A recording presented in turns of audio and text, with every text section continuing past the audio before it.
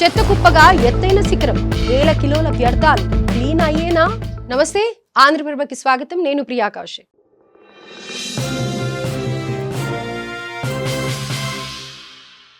ప్రపంచంలోనే ఎత్తైన శిఖరం అనగానే మనందరికీ టక్కున గుర్తుకు వచ్చేది ఎవరెస్ట్. దాన్ని అధిరోహించాలన్నది చాలా మంది కల. అంతేకాదు, ఎవరెస్ట్ ను ఎక్కడానికి పోటీ పడుతూ ఉంటారు కూడా. అయితే అంత ప్రఖ్యాతిగాంచిన ఎవరెస్ట్ ఇప్పుడు ఓ చెత్త కుప్పగా దర్శనమిస్తోంది. వినడానికి షాకింగ్ గా ఉన్నా ఇది నిజం. రోజు రోజుకు ఎవరెస్ట్ శిఖరంపై టన్నుల కొద్దీ చెత్త చెదారం పేరుకుపోతోంది. ఎత్తైన శిఖరం ఎత్తైన డంపింగ్ యార్డ్ గా మారడం ఏంటి? దీనిపై క్లీనింగ్ సాధ్యమేనా అనేది ఈ వీడియోలో చూద్దాం. అవును, యావత్ ప్రపంచంలోనే అత్యంత ఎత్తైన పర్వత శిఖరం ఎవరెస్ట్ ప్రజెంట్ చెత్త కుప్పగా మారుతుంది. ఇక్కడ చెత్త అనేది ఇప్పటి సమస్య కాదు. గత కొన్నేళ్లుగా దీనిపై చర్చ జరుగుతోంది. సుమారు 8,848 మీటర్ల ఎత్తుండే ఈ శిఖరంపై కొద్ది గొప్ప కాదు, టన్నుల చెత్త పేరుకుపోతోంది. ప్రతి ఏటా మరింతగా పెరుగుతూ ప్రస్తుతం డంపింగ్ యార్డ్లా దర్శనమిస్తోంది. అక్కడి వ్యర్థాలను దాదాపు 12,000 కిలోలు ఉంటాయని తెలుస్తోంది. దీని వలన అక్కడి వాతావరణం సైతం నాశనం అవుతోంది. నేపాల్ పరిధిలోని హిమాలయ పర్వతాల్లో ఉన్న ఎవరెస్ట్ ను అధిరోహించాలని చాలా మంది భావిస్తారు. అయితే ఇక్కడి వాతావరణం చాలా భిన్నంగా ఉంటుంది. దట్టమైన మంచు, చల్లని గాలి ఉండటంతో టెంపరేచర్ -డిగ్రీల్లో ఉంటుంది. కొన్ని సందర్భాల్లో అయితే ఎవరెస్ట్ శిఖరం అంతా పూర్తిగా గడ్డకట్టుకుపోతుంది. అలాంటి శిఖరాన్ని ఎక్కడం అంటే ఎంతో ప్రయాసపడాల్సి వస్తుంది. అయినప్పటికీ అవేం లెక్క చేయకుండా పర్వతారోహకులు ప్రతికూల పరిస్థితులను సైతం అధిగమిస్తే ఒక్కో అడుగు ముందుకు వేస్తూ ఎవరెస్ట్ ను ఎక్కుతూ ఉంటారు. ఇక ఈ ఎవరెస్ట్ శిఖరం పర్యాటక ప్రాంతంగాను విరాజిల్లుతుంది.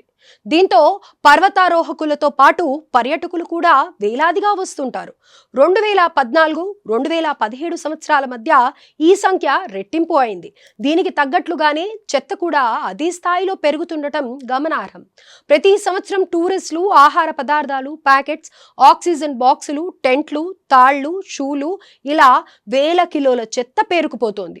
ముఖ్యంగా పర్వతారోహణను ప్రారంభించే ఎవరెస్ట్ బేస్ క్యాంప్ దగ్గర వ్యర్థాలు ఎక్కువగా పడి ఉంటున్నాయి. క్యాంపుల వద్ద ఉండే చెత్తను నేపాల్ ప్రభుత్వం చాలా వరకు క్లీన్ చేస్తుంది. అయినప్పటికీ పర్వతంపై ఉండే వ్యర్థాలు పేరుకుపోతుండటంతో మొత్తాన్ని ఒకేసారి క్లీన్ చేయడం సాధ్యం పడటం లేదు. ఎందుకంటే సముద్ర మట్టానికి 7,900 మీటర్ల ఎత్తులో ఉండే ఈ ప్రాంతాన్ని డెత్ జోన్ గా పిలుస్తారు. సో ఇక్కడి నుండి వ్యర్థాలను తొలగించడం అంత సులభమైన విషయం కాదు. కానీ ఎవరెస్ట్ శిఖరంపై ఉన్నటువంటి చెత్తను ఎలాగైనా తొలగించాలని భావించిన నేపాల్ ప్రభుత్వం కీలక నిర్ణయం తీసుకుంది.